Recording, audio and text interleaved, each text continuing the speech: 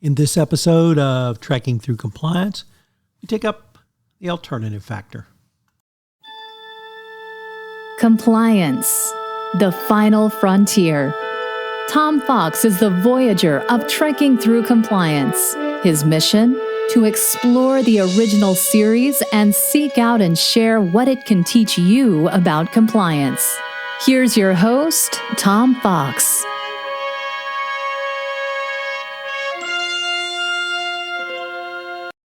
The alternative factor. In this episode of Trekking Through Compliance, we consider the episode The Alternative Factor, which aired on March 23, 1967 and occurred on Stardate 3087.6. In this story, the Enterprise is rocked by an energy pulse. Spock informs Kirk that the gravity pull of a planet fluctuated to zero and says that the surrounding space seemed to momentarily wink out of existence. Sensors locate a human presence on the planet, which was not previously noted. Spock and Kirk beam down to the planet and find a one-man spacecraft. A disheveled, bearded man named Lazarus appears and accidentally steps off a cliff. The man survives the fall but is injured, and Kirk has him beamed to the Enterprise for a medical examination. Back on the ship, Lieutenant Masters informs Captain Kirk that the mysterious disturbance has drained the dilithium crystals in the warp drive. A message from Starfleet reports that every quadrant has been subjected to the same winking effect and electronic distribution as the Enterprise. That's disruption as the Enterprise. Starfleet fears that the disruption may be a prelude to invasion and has ordered all ships except the Enterprise to leave the area. Kirk is ordered to find the cause of the disturbance. Lazarus frequently fades in and out of the universe, encountering his look-alike enemy in a dimensional corridor, creating an energy wink, rippling time through the universe. Spock reports a rip in time in space and on the planet. Lazarus insists that his enemy trying to destroy the universe is causing the phenomena. Lazarus demands dilithium crystals so he may fix his ship and continue to fight his enemy. Kirk refuses, and Lazarus steals the dilithium crystals from the Enterprise and is caught. Lazarus denies the theft and blames the theft on his yet unseen nemesis. Kirk beams back to the planet with Lazarus and a security team to seek out this hidden enemy. Lazarus has another dimensional corridor episode and is returned to sickbay. Lazarus explains to Kirk that he is a time traveler and the planet below was once his home world. Lazarus claims his enemy destroyed his civilization in the past, for which Lazarus has chased him for centuries. Spock develops a hypothesis that Lazarus is really two men and his enemy is a counterpart from an antimatter universe. If he and his antimatter self contact each other within either physical universe outside the dimensional corridor, they would destroy each other and annihilate both the matter and antimatter universes. Lazarus slips away from sickbay and creates a diversion in engineering to acquire the dilithium crystals. With the stolen crystals, he beams down to the planet to repair his ship. Kirk follows, but Lazarus activates his time machine just as Kirk tries to stop him. Stepping into the portal, Kirk is accidentally transported to the antimatter universe where he meets the antimatter Lazarus. The antimatter Lazarus calmly admits to stealing the Enterprise's dilithium crystals. He also explains that the dimensional corridor was like a safety valve that protected the two universes from blowing up. He informs Kirk that his people believed two universes existed, and when his matter counterpart learned about it, he went insane and became obsessed with destroying him.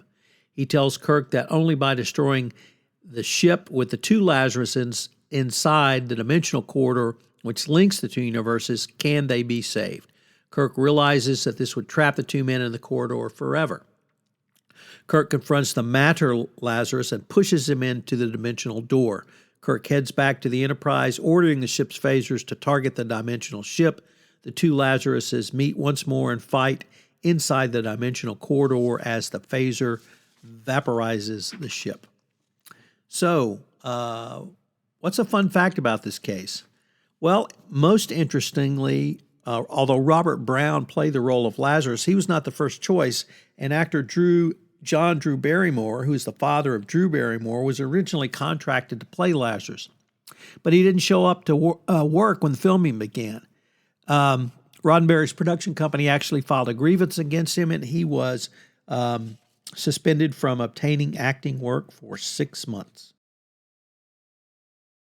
It was this chaos around the start of the filming that led Robert Brown, who took the place of, or starred as Lazarus, to say the production filming was very tight and that it was very high tension on the set.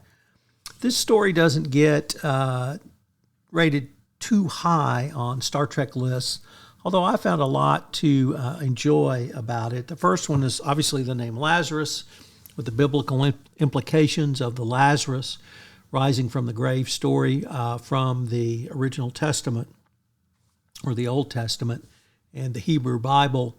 But also the trope of traveling between universes is something that Star Trek explores extensively throughout its oeuvre, and is something that science fiction looks at as well. So I find a lot to commend about this episode, and I hope you will too. So check it out, and if you're so inclined, leave a comment and let me know what you think.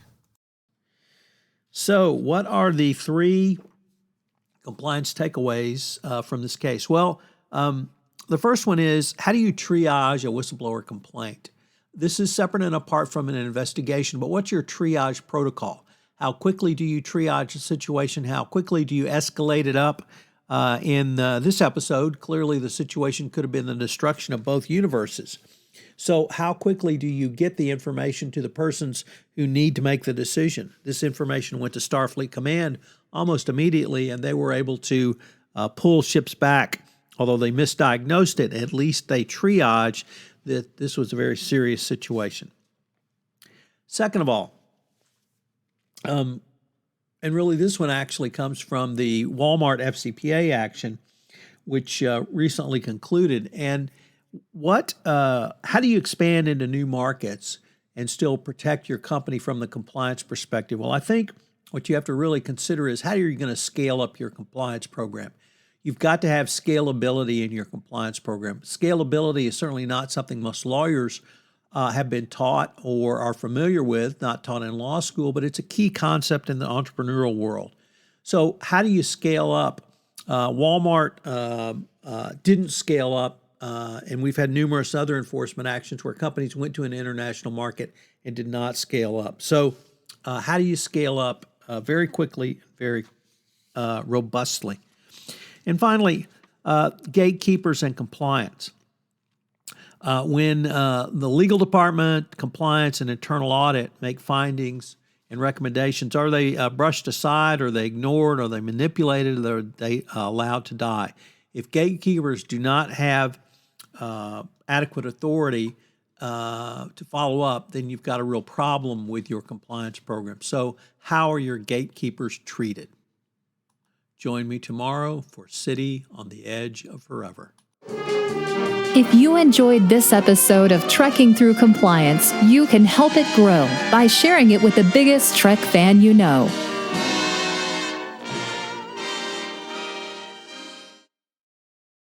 This podcast is a part of the C-Suite Radio Network. For more top business podcasts, visit c-suiteradio.com.